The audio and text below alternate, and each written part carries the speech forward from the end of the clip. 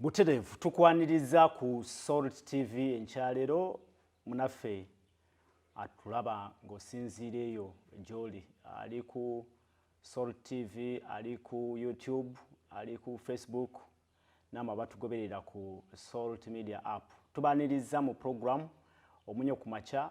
Program eno yemu eddamu nezanyibwa olweggulo mu Messingi. Enaku z'omwezi 9 omwezi gwa January omwaka 2024.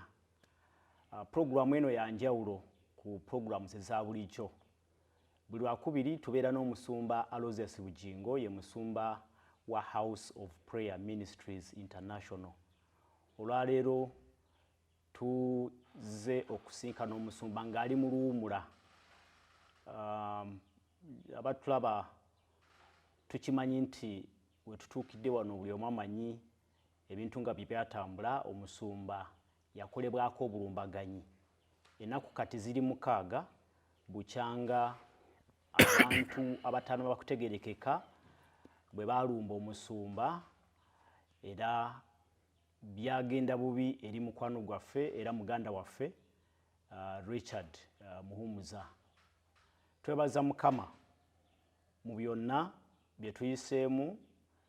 Abantu mutulaze okwagala era njagala ntwala omukisa guno gwennyini nebaze minywanyi gyaffe bana House of Prayer Ministries International, minywanyi gya Salt Media abatuwadde obubaka obutuzaamu amaanyi, abayimiriddewo naffe era ne mutuwa essaala etuzaamu amaanyi okutuusa wano wekituuse.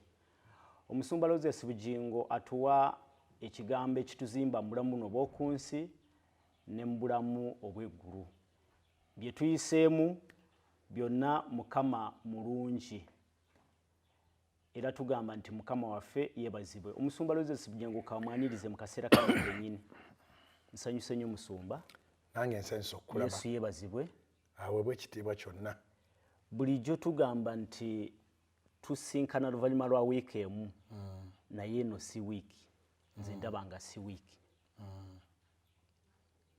Simanyi bw'okiraba. Akaseera kabadde kawanvuko okusinga kabulijjo. Embuuza endowooza ku batuwuliriza. Abatuwuliriza n'abatulaba, erinnya lya Mukama waffe Yesu Kristo lyebazibwe. Mukama yeebale yabakuumye mu kiro. Abaabukeesezza mwenna tewaliwo magezi malala gabukeesa. Katonda yabuzibya n'abukeesa, n'abuzibya n'abukeesa. Kitugwanidde okumuwa ekitiibwa kye mu bujjuvu bwakyo, kubanga ye maanyi agatubeeza abalamu. Tewali maanyi malala gatubeeza balamu. Abafunye obuzibu obutali bumu mbasaasidde, ebyaddala mbasaasiddeko. Mukama ajja kubayisaawo, ajja kubayisaawo. Omubuulizi Ecclesiastes yagamba mu Ecclesiastes chapter 3 nti buli kintu wano wansi w'enjuba kirina obudde bwakyo. So olwaleero beera oyita mu kizibu, ate enkya Mukama n'akijjawo. So buli lwobanga bweweekebera bw'oti okyali mulamu, wadde obulumi bungi, kkiriza Katonda, kkiririza mu kigambo kya Katonda, eyo embeera ejja kuvaawo. Oluusi bw'oba tonnaba kuba na mbeera owuliranga nansonyiweko, bw'oba tonnaba kuba na mbeera owuliranga oluyimba obuyimba nti tewali mbeera Mukama gy'ataseeteeza, tewali mbeera, tewali lusozi luwanvu Mukama lw'atasaanuusa. Naye ennyimba zino zikomawo nga oli mu mbeera. Njagala kwebaza abantu okwekuumira ku Salt. Mwebale kwekuumira ku munnyo, mwebale kwagala Katonda, mwebale kufaayo eri bannammwe. Njagala kwebaza abali mu kusaba n'okusiiba. Ku Canaan Land waliyo okusaba n'okusiiba mu maanyi. Kwatandika ng'omwaka gutandika. Omwaka gwatandika nga lumu nga Mande.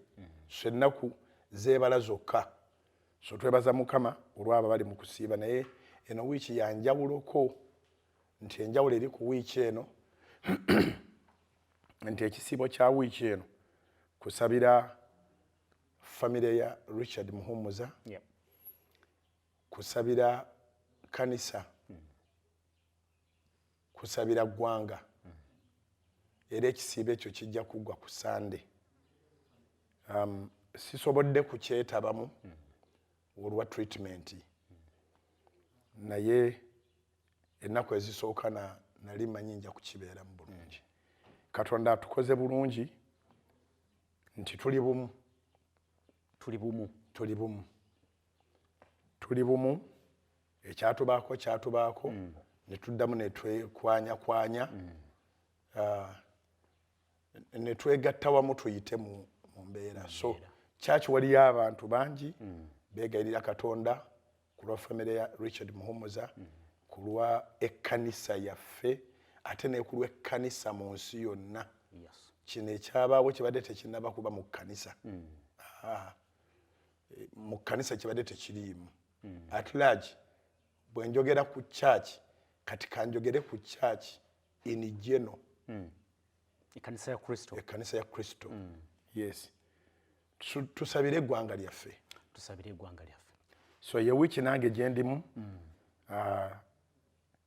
ekituufu kiri nti sisobola kuyimirira ku kituuti mangu, naye nebaza Mukama nti ku Sande naliyo, Mukama era nansobozesa nenvaayo. Wiiki eno ndi mu kufumiitiriza, abantu bajja ne bambuuzaako, ne tunyumyamu ne nziramu amaanyi. Wiiki yonna siseetukamu wadde okufuluma okusukka wali omuntu wayingirira ekkubo, neetoolera wano. Era Musumba bwe nategeezezza abamu mikwano gyange nti tugenda kukola puroguramu olwaleero naawe, abamu ne bambuuza nti Musumba ng'ayanguya ate okuva mu luwummula, naye ne mbategeeza nti obuweereza busigala nga butambula. Simanyi oba oyinza okubaako kyokyogerako ku buweereza obukuwalirizza okuvaayo oyogere ng'okyali mu luwummula. Ya batuufu, naye ndowooza nti bw'oyogerako eri abantu emitima gyabwe gikkakkana. Kyetusinga kati okwetaaga kubeera bakkakkamu, emitima gyaffe gibeere mikkakkamu. Kati ate okukkakkana kwetaagisaayo ayogerako naawe. Ne bw'oba obadde ojjanjaba omulwadde nga dokita asinga obukugu bamutiise ku nnyonyi, bamuleese, naye ng'omulwadde tannaba kurespondingayo na kigambo n'ekimu, obeera mu ntiisa. So kati ne mu luwummula luno abantu bangi bandyagadde okuwulira ku ddoboozi ly'omusumba waabwe. So era bwe wankubira nakugamba nti tugenda kukola tutya, naye mukeere mujje ewaka, kubanga amazima gali nti sirina tulo. Kale, Soul TV programu Munyo ku Makya tukutegeeza nti programu eno eddamu nezanyibwa mu misingi olunaku lw'eggulo. Amannya gange nze Prince Apollo, tulina omusumba Aloysious Bujjingo. Akaseera ke tuyitamu sikangu, neera mu ntandikwa wali twegambye nti twebaza Mukama Katonda atukuumye era atuwadde obuvumu n'amaanyi okuba nti tutuuse wano we tutuuse, era tuli bagumu nnyo, tuli bamativu nti embeera eno tujja giyitamu mu buli ngeri yonna. Musumba, abantu batubeereddewo, abantu batusabidde essaala, abantu batusabidde omukisa, batuzizaamu amaanyi. Nze ku simu eyange nfunye abantu ab'enjawulo nga basindika essaala eri recorded nga basindika nga batusabira. So tuteekwa kwebaza. Waliwo omuvubuka, simanyi bamuvubuka oba mwami, okuva Entungamo, ye yaŋŋambye nti twala enkoko yange gintwalire Pastor Bujjingo kubanga ye musumba wange era enkoko eri mmotoka yange bwerwawo. Abantu batwagadde. Munywanyi wange gy'agenda Ssemakula zikusooka, obubaka yagambye nti mbutuuse, nti omusumba oyo mundabire. So abantu batusabidde, aba House of Prayer Ministry International, ekkanisa ya Kristo yonna okutwaliza wamu. Waliwo n'Hajjati gw'oŋŋambye. Hajjati Farida Kibowa, n'abakyala wa NRM, oyo naye obubaka mbutuusiza maama. So Musumba, twebaza Katonda mu buli kimu kyonna kye tuyiseemu, nti abantu ate mu mbeera ey'abantu abamu nga batuwerekereza ebigambo eby'obukyayi ebyaki, naye abantu ate abalala batulaze nti batwagala. tokirabanga musumba. Mukama waffe anaatera okudda. Yesu anaatera okudda. Ebintu byonna nga bwe yabyogerako bwe byalangibwa byonna bigenda mu maaso. Kati kye tulina okukola kutereeza mitima gyaffe. Yes. Era singa tewaaliwo kibi, Yesu yali tavaayo eri kitaawe mu ggulu. Naye kubanga mu nsi muno mulimu ekibi, n'embeera y'omu nsi yali tetuyinza giwangula nga tetufunye divine intervention. Omwana wa Katonda kye yava ajja twaliwo kirala. Ebintu ebibi bwe biti bizze bibaawo okuva edda. Kati Bayibuli eyogera mu 1 John chapter 3 verse 8. Yokaana bbaluwa esooka essula 3 olunyiriri olw'omunaana nti omwana wa Katonda kye yava alabisibwa amalewo ebikolo bya Setaani, kubanga okuva ku lubereberye Setaani eyo gw'olaba yakola ebibi. 1 John chapter 3 verse 8 eyange ey'Oluganda egamba nti akola ekibi wa Setaani, kubanga okuva ku lubereberye Setaani akola ebibi. 1 John chapter 3 verse 8. Akola ekibi wa Setaani, kubanga okuva ku lubereberye Setaani akola ebibi. Omwana wa Katonda kye yava alabisibwa amalewo ebikolwa bya Setaani. You can read the English version. 1 John 3:8. He who sins is of the devil, for the devil has sinned from the beginning. Yes. For this purpose the Son of Man was manifested, that he might destroy the works of the devil. Yes. Era tugende mu John kati enjiri. John, the book of John, chapter 16 verse 33. Statement ezimu zijja kweyogerera olw'okubanga tetulina budde bungi. 1 John, I mean John now, John the Gospel. John the Gospel, chapter 16 verse 33. Eyange ey'Oluganda gye mansooka egamba bweti nti ebyo mbibabuulidde mube n'emirembe mu nze. Mu nsi mulina ennaku, naye mugume kubanga nze mpangudde ensi. Amen. John 16:33. These things I have spoken to you, that in me you may have peace. In the world you will have tribulation, but be of good cheer. I have overcome the world. Yes. Amen. In the world there is tribulation. Mu nsi actually eyavunulwa mu Luganda yagonzaamu weewaawo n'ekigambo ennaku si kyakusaaga naate tribulation kitegeeza bingi, package erimu okuyigganyizibwa, erimu okuttibwa, erimu okuwaayirizibwa, erimu okutulugunyizibwa. Tribulation kigambo kibi nnyo, naye mu nsi efaanagana bw'etyo twafuna divine intervention. Katonda yawaayo omwana we abiyingiremu tuleme okuzikirira ffenna. Ate omwana oyo nga takaka. Era nze ekimbeeza omulamu n'ababuulizi b'enjiri abalala kutambuza bubaka buno tetubutambuza nga abatamanyi nti mu nsi mulimu ennaku. Ennaku eno eri mu nsi tetuleeterwa miti, etuleeterwa bantu. Abantu abayingirwamu Setaani nabo bakola ebintu nga tebabyagala. I believe singa omuntu akola ekintu ng'ayagala teyandidduse. Aba amanyi nti kibi. Yandibaddewo n'akiyalinga n'agamba nkikoze era kibadde kyakwagala. Ng'amaze okutemula yandisigaddewo.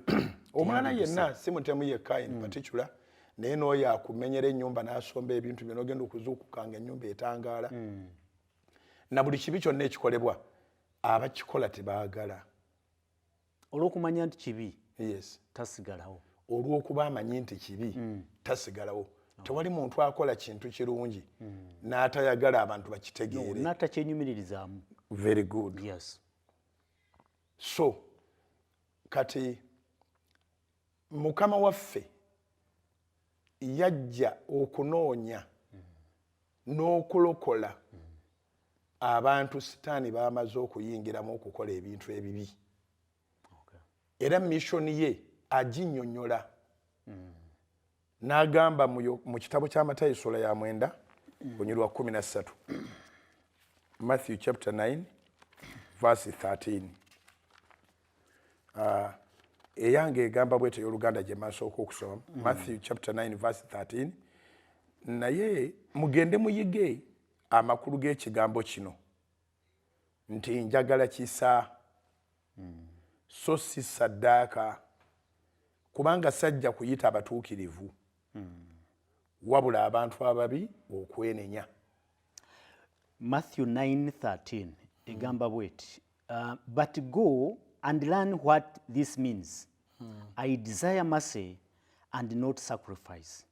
For I did not come to call the righteous, but sinners to repentance. Very good.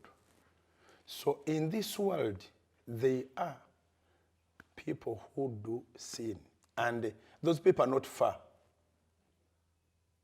Omwana w'omuntu yenna mwonoonyi nti ne bw'omala okulokoka ne bw'omala okwenenya era sitaani asigala aga nti tonnaba kutuuka mu ggulu okyasobola okunkolera asigala akunoonya okuyiganya. Sitaani akema abantu abeenenyeza abanaaziddwa abatukuziddwa n'abayingiramu era bayibuli egamba nti omuntu eyali yeenenyeza n'avaamu emizimu gyonna egyo kati bwaddamu n'akola ebintu sitaani asigala amukyekingako naye bw'asanga ng'alabika alaggajjadde bw'amuyingiramu amukozesa emirundi kubanga if a demon goes out it will come back with 7 other demons. Bad demons. So omuntu afuukira ddala mubi. So amakulu g'ekigambo kino kyonna kye mbadde nzimba nti ebintu ebibi tebyewuunyisa okuggyako nga tomanyi byawandiikibwa mu nsi muteekwa kubaamu abantu ababi. Only here in the world there is tribulation. Muteekwa okubaamu ennaku bw'obanga okyali mu nsi. Kasitoba ng'oli mu nsi ensi yeewuunyisa temanyi ennaku y'omu nsi temanyi mupangisa temanyi landiroodi temanyi dokita atujjanjaba terina bwemanyi to mention but a few. Kasita ng'oli mulamu ng'oli mu nsi olunaku olumu lukya ne lukya nga lubi nga lubi eri omuntu. So naye engeri yokka gye tusobola okuwonamu embeera eyo kwe kutunuulira Katonda waffe, kwe kutunulira Mukama waffe Yesu Kristo gwe yatuwa okubeera omulokozi waffe, kwe kukkiriza Omwoyo Omutukuvu y'aba akolera mu ffe so omwoyo omubi. Era abantu bonna abawulira nga munda mu ggwe mulimu eddoboozi eddungi erikugamba okusaasira, eddoboozi erikugamba okuyamba, eddoboozi erikugamba okukola obulungi abalala, kitegeeza nti Katonda afuga mu ggwe. Kyobalaba Mukama waffe Yesu. Yes, you were going to say something. No, mbadde nnyongerezako nti bw'obanga okyawulira eddoboozi erikuluŋŋamya mu mirimu emituufu emirungi olina Katonda. Olina Katonda. Era saba nnyo lyeyongere. Bw'owulira nga eddoboozi lyo ligenda lifa ery'ekisa ng'ogenda ofuna bitterness obukaawu, kaabirira Katonda kubanga bw'ogendera awo toyinza kusikira bwakabaka bwa Katonda. Obwakabaka bwa Katonda tetubusikira lwa kwesiiga bizigo, tetubusikira lwa kwambala masuuti oba biteeteeyi. Obwakabaka bwa Katonda tubusikira lwa kunaaza mitima gyaffe. kiddayo ku mutima. Kiddayo ku mutima. Ojjukira mu kitabo kya Luka essula ey'omukaaga. Luka essula ya mukaaga onyirwana mu 5. Luka essula ey'omukaaga olunyiriri olwana mu 5. Lugamba bwe luti muyange ey'Oluganda. Luke chapter 6 verse 45. Bino bigambo bya Mukama waffe Yesu. Agamba bw'ati nti omuntu omulungi ekirungi akijja mu tterekero eddungi ery'omutima gwe. Amen. N'omubi ekibi akijja mu tterekero ebbi. N'omubi ekibi akijja mu tterekero ebbi. Kubanga ku ebyo ebijjula mu mutima akamwa ke byekoogera. Egamba bweti Luke 6:45. A good man out of the good treasure of his heart brings forth good, and an evil man out of the evil treasure of his heart brings forth evil. For out of the abundance of the heart his mouth speaks. Yes. Kati kyenjagala okwogera nti omuwendo gwa ssente gw'olina ku akawunti si gwe gumatalinga. Ebizimbe by'olina mu duniya eno si bye bimatalinga. Accumulation ya wealth yonna mu ngeri yonna si yematalinga. Kubanga olaba abakola ebibi babikola nga waliwo transactions. Yes. Wabeerawo okuwanyisiganya ensimbi. Omuntu n'ajja n'akola ekintu ekibi. Kati ekitegeeza nti obugagga bw'omuntu oba akawunti ye eyinza okumutaasa. By all means, there is heaven and there is hell. If your heart is not clean, if the treasure of your heart has stored bitterness, you cannot see the kingdom of God. Omutima gwe gubanga gwatereka obukaawo, bwegubanga gwatereka ekibi, tosobola kulaba ggulu. Abakola ebirungi oli n'akukeera n'akukola bulungi, oba n'akusanga mu kibuga n'akukola bulungi, kitwala time nga kiri ku mutima. Gwe kwolwo osanyuka naye ng'ateeserezza ebbanga ddene okukukola obulungi mu mutima gwe. N'abakola obubi kitwala ebbanga mu mutima. Akawunti y'omu mutima negenda ngejjula. Wadde ayina ssente nnyingi, wadde ayina ebitiibwa bingi, wadde ayambala n'anyuma, wadde ayina ebidduka bingi, ayina abaana. Kubanga buli gwe bakolako obukyamu naye aba ayina gy'azaalibwa. N'abagenda okukikola baba ayina nabo abaana be bazadde. Ate kye bataagala bakole ku baana baabwe, ate ne bakikola ku baana b'abalala. Naye nga ekizibu ekyo kyonna kiri ku mutima. Atuwuliriza enkya ya leero. Ekibi n'ekirungi. Yes. Ekibi n'ekirungi byonna bisibuka mu mutima. Paati esembayo egambye etya? Egambye nti paati esembyeyo. Oba tulusome lwonna. Katulusome lwonna. Yes, Luke chapter 6 verse 45. A good man out of the good treasure of his heart brings forth good. And an evil man out of the evil treasure of his heart brings forth evil. For out of the abundance of the heart his mouth speaks. Yes. Omumwa kye gwogera. Ogenda okugamba nti genda onkolera ekintu gundi nga kikyamu ng'olwo omutima tegukyasobola kusitula. N'olyoka onoonya anaakola ekikyamu. Ate era ogenda okugamba nti banne munoonyezeeko awo tukole shopping tugende tusurprising gundi era ng'olwo omutima gujjudde. Ebirowoozo ebirungi bikuleetera okukola ebintu ebirungi. Ebirowoozo ebibi bikuleetera okukola ebintu ebibi. Kakati bannayuganda n'abo bonna abali emitala w'amayanja, kino kye kintu ky'otoliiko okugamba nti Katonda nti onoofuna omusawo akuyambe okuggyako nga Katonda yakuyambye. Era Mukama yawa obujulizi ku mutima. Kuba omutima bwe gubanga gwe gulwadde ekizibu nnyo. Mukama yawa obujulizi ku mutima. Tugende nnyo mu Bayibuli. Tugendagenda mu Bayibuli naye musumba waliyo okuwumula. Okay. Ninayo ka break. Sina mutawa. Alaba Soul TV program omunyo ku makya. Program eno ya njawulo. Tulina omusumba Aloysious Bujjingo naye tumusanze mu luwumula olwa embeera eriwo mu kiseera kino oba gye yayitamu. Tugenda kuwumulamu katono era tukomewo tovaako katude.